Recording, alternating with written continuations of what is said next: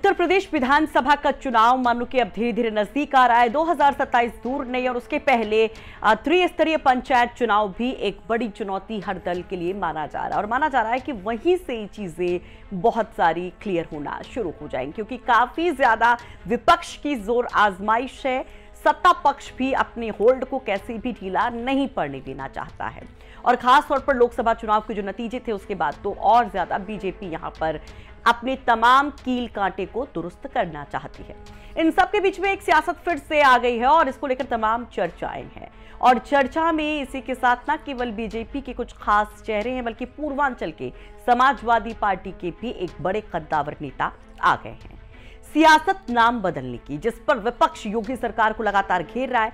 अभी हाल फिलहाल की अगर हम बात करें तो शाहजहांपुर में जलालाबाद का नाम जिस तरीके से बदला गया, जलालाबाद का नाम परशुरामपुरी जिस तरह से रखा गया, उसके बाद और भी मांगे अब होने लगी हैं। अभी आपने देखा कि किस तरह से कल्याण सिंह की पुण्यतिथि के मौके पर भरे मंच से डिप्टी सीएम केशव प्रसाद मौर्य ने सीएम योगी आदित्यनाथ से बड़ी मांग कर दी अलीगढ़ का नाम हरिगढ़ करने की और उसके बाद से तो मानो कि तमाम बयानों की झड़ी सी लग गई। उमा भारती भी इसमें शामिल हो जाती है। वो शाहजहांपुर का नाम बदलने की बात कहती हैं और उसको आगे बढ़ा दिया जाता है पूर्वांचल में बीजेपी की एक तेज तर्रार महिला विधायक की तरफ से। केतकी सिंह बलिया की बांसडीह से बीजेपी के विधायक कहती हैं कि गाजीपुर, मऊ, आजमगढ़ इन सब का नाम बदलना चाहिए।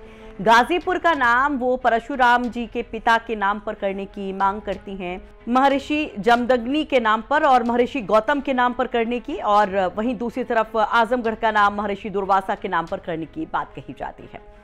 इन सब के बीच में विपक्ष हमलावर होता है, कहता है कि इनसे काम नहीं होता, बस ये नाम बदलते हैं। ये दरअसल जो बीजेपी की पॉलिटिक्स मानी जाती है, हिंदुत्व की पॉलिटिक्स मानी जाती है, एक तरफ हिंदुत्व दूसरी तरफ समाजवादी पार्टी का पीढ़ी, ये उसी के कार्ड के तौर पर देखा जा रहा है। और ऐसे में जब नाम बदलने की सियासत एक बार फिर से जोर पकड़ रही है तो विपक्ष लाल पीला होकर किसका विरोध करता है। खासतौर पर समाजवादी पार्टी जमकर सरकार को घेरती है, इसे नफरत फैलाने वाला, इसे भेदभावपूर्ण, इसे इतिहास के साथ छेड़छाड़ वाला फैसला बताती है और इसे एक डर्टी पॉलिटिक्स कहती है। इन सब के बीच में बलिया से समाजवादी पार्टी के सांसद सनातन पांडे का एक स्टेटमेंट आता है और वो आ जाते हैं चर्चा में। नमस्कार, आप देख रहे हैं चर्चा में और आपके साथ मैं हूं सुषमा। सनातन पांडे समाजवादी पार्टी के सांसद, वो इस मांग पर एक बड़ा स्टेटमेंट देते हैं और बीजेपी का समर्थन करते नजर आते हैं। वो बीजेपी की विधायक केतकी सिंह की मांग की सराहना करते हैं, कहते हैं कि अगर गाजीपुर का नाम बदल करके परशुराम जी के पिता के नाम पर, महर्षि जमदग्नि के नाम पर या गौतम ऋषि के नाम पर होता है तो उन्हें बड़ी खुशी होगी। वो यहां तक कि बलिया का नाम बदलने की भी मांग कर देते हैं। कहते हैं कि संतों और ऋषियों के नाम पर अगर इन सभी जिलों का नाम बदला जाता है तो ये स्वागत योग्य है। जिसके बाद तमाम तरह की चर्चाएं शुरू हो जाती हैं कि क्या सनातन पांडे समाजवादी पार्टी की लाइन से अलग जा रहे हैं, क्योंकि समाजवादी पार्टी हर बार, चाहे फिर वो फैजाबाद का नाम बदलकर अयोध्या किया गया हो या फिर इलाहाबाद का नाम बदलकर प्रयागराज किया गया हो या फिर मुगल सराय स्टेशन का नाम बदल के दीनदयाल उपाध्याय जंक्शन किया गया हो, हर वक्त विरोध करती रही इस नाम बदलने की सियासत का।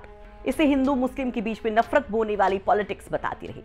तो क्या सपा के सांसद उसका समर्थन कर रहे हैं? इस तरह की तमाम चर्चाएं हैं। सनातन पांडे ने क्या कहा, जरा सुनिए। हमारे बगल में ही है गाजीपुर, मैं उसका नाम बदलना चाहूँगी। वहाँ मैं महर्षि जमदग्नि जी जो परशुराम जी के पिताजी थे, मैं चाहती हूँ कि गाजीपुर का नाम बदलकर और उनके नाम पर रखा जाए या महर्षि गौतम जी के नाम पे रखा जाए, या और जो वहाँ पे हमारे ऋषि मुनि जो हमारे गाजीपुर से निकल कर आते हों वहाँ पे होना चाहिए। आजमगढ़ का नाम बदलना चाहिए।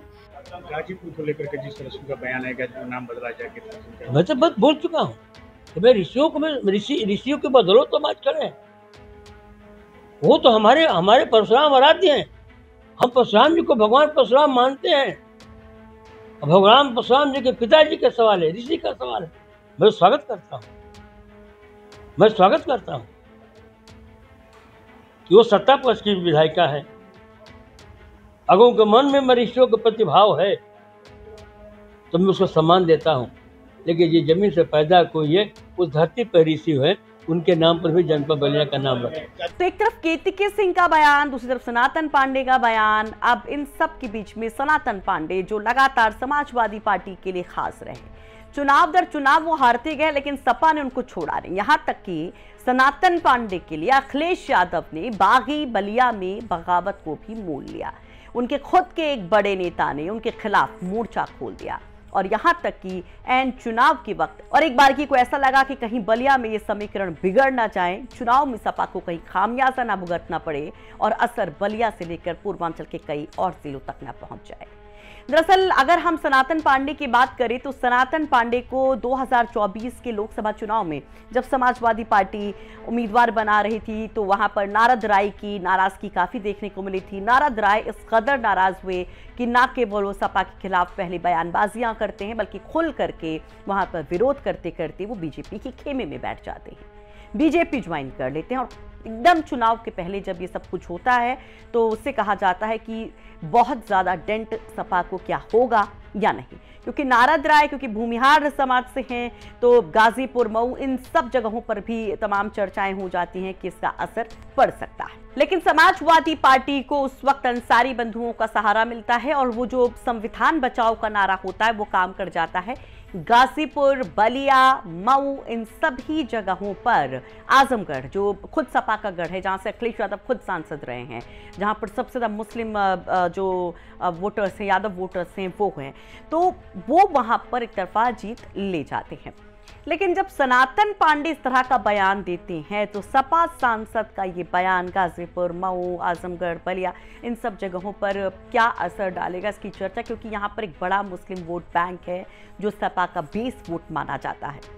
अब सनातन पांडे कौन है, किस तरीके से चुनाव दर चुनाव उनको झटका लगता रहा लेकिन सपा उन पर भरोसा जताती रही, किस तरह से समाजवादी पार्टी के लिए बेहद खास रहे, जरा उनका ये राजनीतिक सफर देख लीजिए। सनातन पांडे की बात करें तो वो बलिया के रसड़ा से हैं। रसड़ा वही जहां से बसपा विधायक उमाशंकर सिंह हैं, जिनकी चर्चा आजकल खूब है। वहीं पर जन्मे सनातन पांडे और उसके बाद उन्होंने अपनी पढ़ाई मिर्जापुर में पूरी की, डिप्लोमा किया पॉलिटेक्निक में, फिर इंजीनियर बन गए गन्ना विभाग में। 1996 में नौकरी से इस्तीफा देकर राजनीति में आते हैं। 2002 में चिलकहर विधानसभा से निर्दलीय उम्मीदवार के तौर पर चुनाव लड़ते हैं, हार का सामना करना पड़ता है और उसके बाद सनातन पांडे इस हार के साथ ही समाजवादी पार्टी में शामिल हो जाते हैं और यहां से शुरू होता है सपा में उनका सियासी सफर। 2007 में बलिया के चिलकहर विधानसभा से समाजवादी पार्टी से वो चुनाव लड़ते हैं और जीत भी जाते हैं। हालांकि परसीमन के बाद चिलकहर विधानसभा का अस्तित्व खत्म हो जाता है। 2012 में सपा ने सनातन पांडे को बलिया के रसड़ा से उम्मीदवार बनाया, लेकिन सनातन पांडे हार गए क्योंकि यहां पर उमाशंकर सिंह की तूती बोलती थी। हालांकि हार के बावजूद समाजवादी पार्टी ने इन्हें दर्जा प्राप्त मंत्री का पद दिया। 2017 में सपा ने एक बार फिर से इन्हें रसड़ा से प्रत्याशी बनाया, लेकिन इस बार सनातन पांडे को फिर से हार का सामना करना पड़ा। इस बार सनातन पांडे तीसरे नंबर पर पहुंच गए। दो चुनाव लगातार हारने के बावजूद समाजवादी पार्टी इन पर भरोसा रखती है और 2019 का जब लोकसभा चुनाव आता है तो फिर से सनातन पांडे को टिकट दिया जाता है।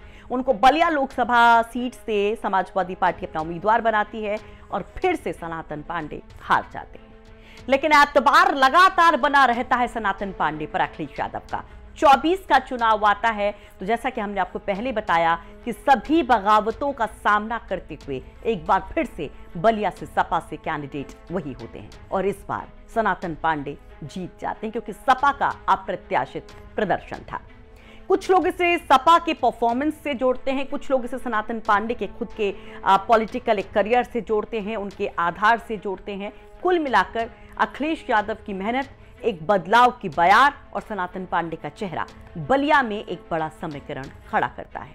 लेकिन अब जिस तरह की स्थितियां बन रही हैं, जिस तरह से सनातन पांडे बयान दे रहे हैं, कहीं उससे समीकरण गड़बड़ाएंगे तो नहीं? क्या सनातन पांडे के मन में चल रहा है?